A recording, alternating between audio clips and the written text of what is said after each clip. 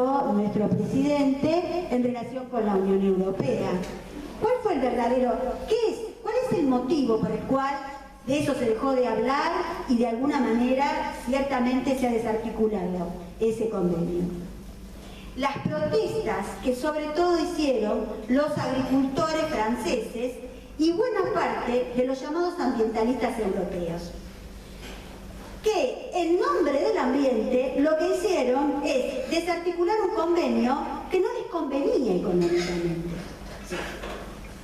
Esto hay que tenerlo en cuenta, porque si no parece que las luchas ambientales nos convocan a todos, pero lo que es interesante ver cómo en nombre de las luchas ambientales llevan adelante políticas proteccionistas que no impiden que nosotros trabajemos en base a commodities ni la forma de colonización que hay en nuestros países. Por lo tanto, si nosotros tenemos que de alguna manera leer estos conflictos, es siempre sabiéndonos una región periférica, es más lindo llamarnos excéntricos, pero en realidad somos periféricos y con una profunda sistema de colonización, sobre todo proveniente del sistema de ciencia y técnica. Y no solamente del sistema de ciencia y técnica, porque uno piensa en agrónomos, en biólogos y demás, sino también quienes producimos teoría social y política y filosófica. Seguimos pensando dentro de esas matrices eurocéntricas. De manera que creo que estamos en ese sentido en serios problemas para enfrentar un modelo productivo. Sobre todo cuando existe la convicción, a partir de esta globalización claustrofóbica en la que vivimos, que existe una sola manera, un solo modelo para desarrollarse, para llevar adelante la producción, es decir, una sola manera de pensar el futuro. En ese sentido, digamos, el componente de imaginación que debería ser propio de la teoría social y política para poder imaginar algo diferente a lo que está justamente cercenado por estas propias matrices que ya imposibilitan hablar de futuros posibles, sino que hablan de futuro, donde la idea es que si uno se aparta del modelo de desarrollo científico, productivo, hegemónico, bueno, pierde esa meta que nadie sabe, esa meta incierta que nadie lleva a donde conduce, pero se retrasa, queda por fuera del progreso. Sin embargo, ninguna noción debería ser hoy más observada desde la teoría social y política que esa noción de progreso, que justamente es la que ha impulsado este modelo productivo. La otra cosa que me parecía importante señalar respecto a lo que decía Vivian, y es, nosotros tenemos una fuerte crítica. Bueno, yo hace 20 años que trabajo este tema, también soy fundadora de 2 cátedras de soberanía alimentaria, pero hay cosas que hay que decirlas para poder discutirlas en su envergadura. Es cierto que hay toda disponible una forma de conocimiento y demás que avanza hacia la agroecología, pero hay también un aspecto preocupante desde el punto de vista de la producción de conocimiento de la academia en relación a estas cuestiones, y tiene que ver con el modo como muchos de los que promueven la agroecología y demás, desde esos centros de poder que son las universidades, porque generan sentido, sí, ahora somos, ¿cómo?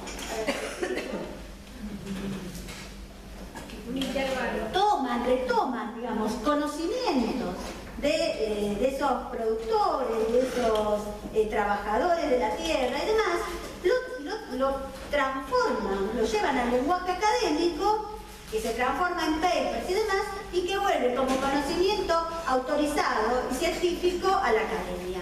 O sea que el circuito, como ven, no se aleja de los circuitos que conocemos de producción de conocimiento dominante. Y esto me parece que hay que decirlo. Yo personalmente tengo un grupo de investigación sobre estos temas, tengo 2 becarios trabajando estrictamente estos temas. Es decir, cómo también hay que pensar la relación entre las universidades y los pequeños, medianos productores. La otra cuestión cuestión que también es interesante señalar, para que podamos pensar la complejidad del problema, no decepcionarnos, sino pensar las complejidades. No es que hay que hundirse en la desolación, sino que como también señalaba Gramsci, bueno, hay que usar la inteligencia para ver dónde estamos parados. La cuota de optimismo también, pero hay que poder observar con inteligencia lo que ocurre. Inteligencia quiere decir la capacidad de inteligir, de comprender los fenómenos en los que estamos inmersos.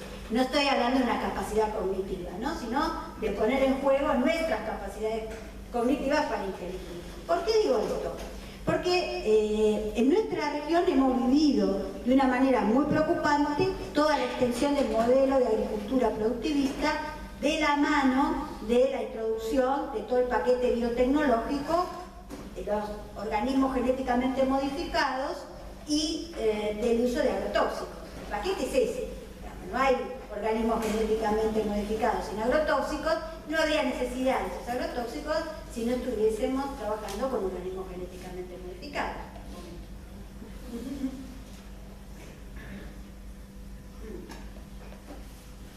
Bueno, tengo una noticia, que es la siguiente.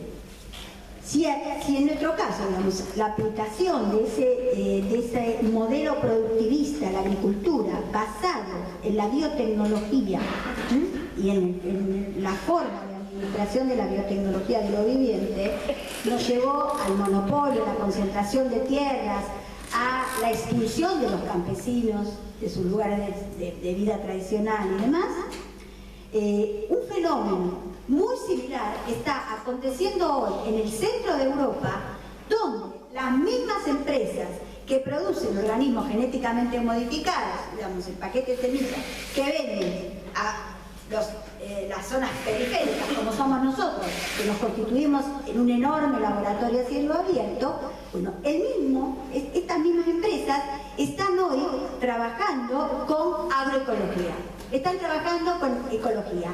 Pero el efecto de esa aplicación de la ecología tiene exactamente el mismo en términos poblacionales, sociales, económicos y políticos que el que ha tenido con nosotros. ¿Por qué?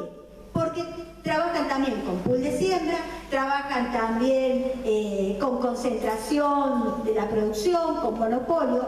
Es decir, que la cuestión tiene que ver, y bueno, y esto era lo que yo pretendía explicar, va a ser un poco difícil, me va a quedar enunciarlo ahora, y es justamente en cómo la ciencia queda subsumida en el sentido marxista de la subsunción a la técnica, y por lo tanto, independientemente de cuál sea, si se manipula organismos genéticamente modificados o no, la forma de producción, el impacto económico, social y político es el mismo.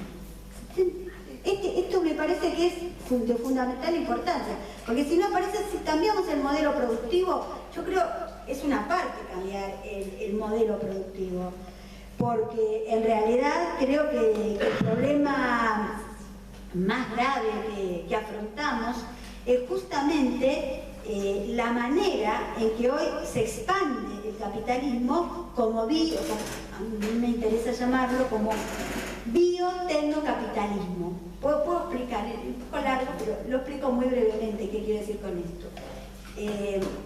Quiero decir que el impulso hoy que tiene el capitalismo para seguir expandiéndose, produciendo sentido y siendo hegemónico como forma de producción, modo de existencia, tiene que ver con la manera en que a través de la técnica sostenida en la ciencia es capaz de manipular la materia viva.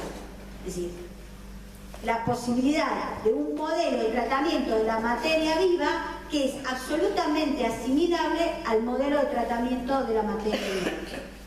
¿Qué quiero decir con esto? Que es solamente en este modelo que puede hablarse, que se puede introducir un término que da cuenta de la extraordinaria transformación que se produce en relación con lo viviente, que es el término de biopropiedad. ¿A quién se le ocurriría que es posible hablar de biopropiedad si no fuera porque el desarrollo científico y tecnológico a través de la biología molecular ha producido una manera de comprensión de la materia viva que la reduce a información. ¿Sí?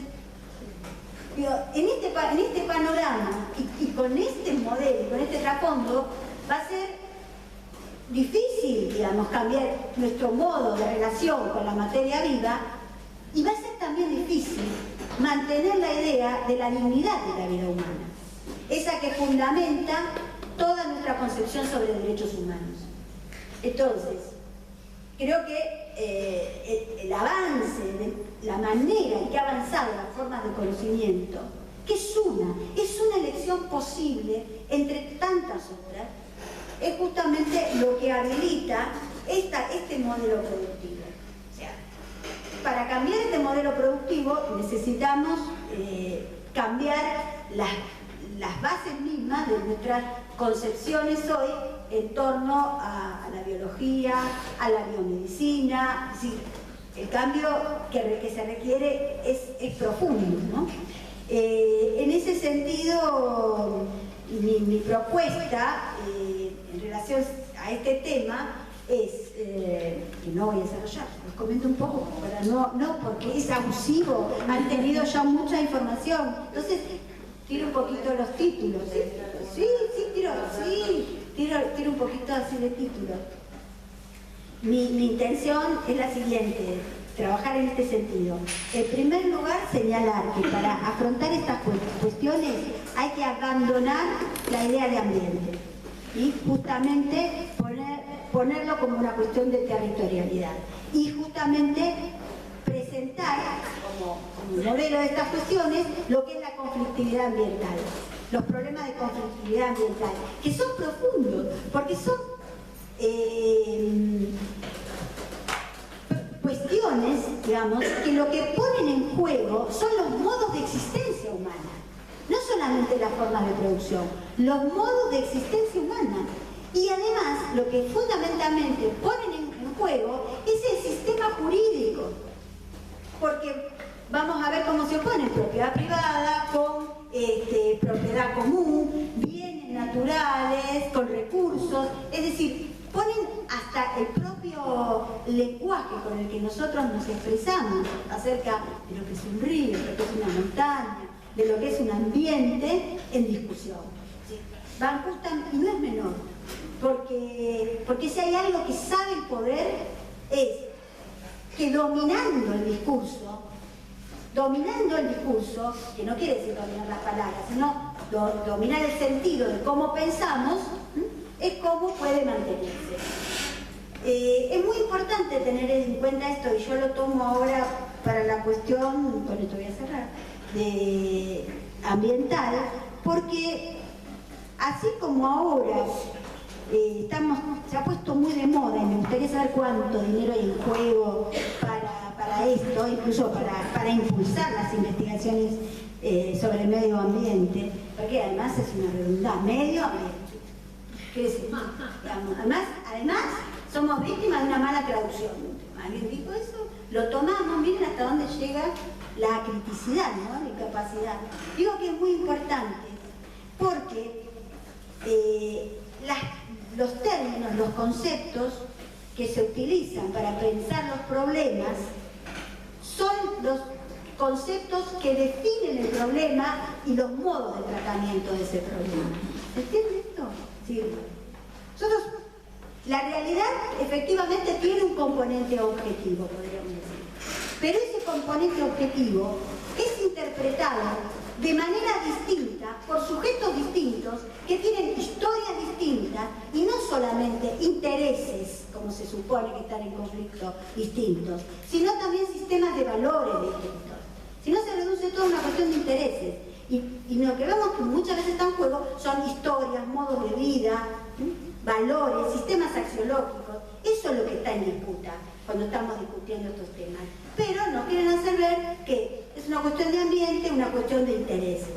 Y es mucho más lo que está en disputa. Y digo que es importante tener en cuenta cuáles son los conceptos, las categorías con las que pensamos los problemas, porque de eso tenemos ejemplos. Miren, a partir finales de los años 80, importantes núcleos de producción de teoría, que por supuesto nunca están en nuestra región, nosotros después importamos esos núcleos de teoría, comienzan a desarrollar toda una serie de argumentaciones para señalar lo que se llama académicamente conceptos contestados, es decir, conceptos que esa comunidad académica entiende que resultan obsoletos para pensar los problemas sociopolíticos. Se reúnen, revisan y generan, digamos, ese diccionario, si quieren, con el que después hablamos. Entre esos conceptos, estoy hablando de finales de los 80-90, es decir, momento del Consenso de Washington, momento en que hay un reverdecer del neoliberalismo que necesita también ayornarse desde la teoría, se ayorna ahora para poder tener sentido y significado. Entre esos conceptos contestados que dicen que son obsoletos ya para pensar los nuevos fenómenos sociopolíticos, entre esos conceptos están el concepto de igualdad y el de justicia, que van a ser cambiados, y esto no les va a parecer extraño, por otro concepto que es el de equidad, que supuestamente reuniría estos dos. Falso. El concepto de equidad es un concepto que viene de la economía y que tiene que ver con formas de administración. Solamente, yo se lo digo siempre a la gente que trabaja conmigo, para darse cuenta de la importancia que tiene ir borrando la idea de igualdad, la idea de justicia, del discurso, y aparece la noción de equidad en todos los documentos internacionales y demás, solamente hagan esta prueba, no la hagan acá. Pero lo podemos hacer, y yo lo propongo siempre que lo hagan frente a un espejo. Si uno se para frente a un espejo y dice la palabra igualdad o la palabra justicia, tiene que mirar qué pasa. ¿Qué le pasa cuando dice esa palabra? Y después diga la palabra equidad. Y me cuenta qué le pasa. Porque las palabras justicia, la palabra igualdad, son los conceptos, palabras hechas conceptos, que iluminaron, guiaron las luchas emancipatorias del siglo XIX y XX. Borrarlas de nuestro lenguaje y hablar en términos de equidad es hablar el lenguaje del amo. Es el lenguaje que el amo quiere. Entonces, y permanentemente están generando las condiciones para que hablemos de una manera y no de otra.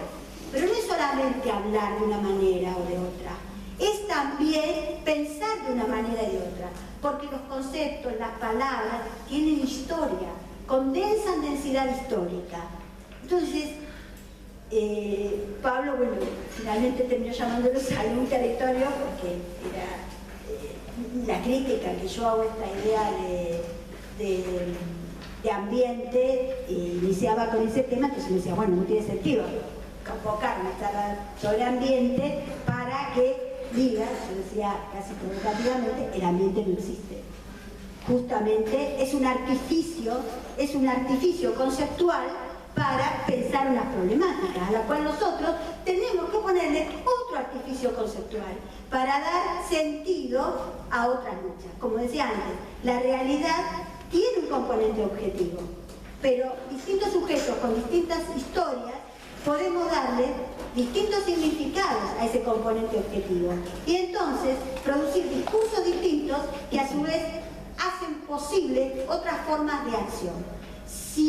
Si primero, como primer paso, no desnaturalizamos ese lenguaje que se impone por su duración en el tiempo y porque nos constituye también en nuestra formación académica y demás, estamos listos. Pero hasta ahí es un momento, no alcanza. Es preciso generar otros sentidos, otros significados que impliquen poder imaginar otras formas de vida, otras formas de existencia. Y digo poder imaginar, e insisto con imaginar, porque la imaginación es un componente fundamental de la vida política, que queda como tapado por ese discurso científico y técnico.